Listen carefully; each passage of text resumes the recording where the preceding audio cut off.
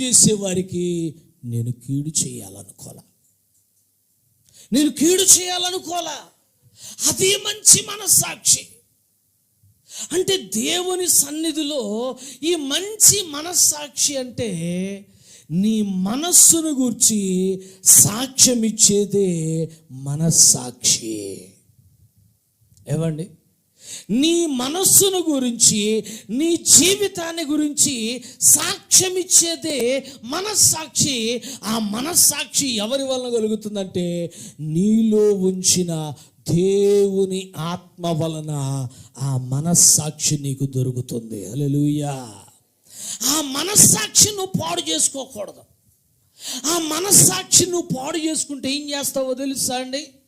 ఆ సాక్ష్యం అనేది నువ్వు పోగొట్టుకుంటావు. ఈ లోకంలో నీ మనస్సును పాడు చేసుకుంటావు.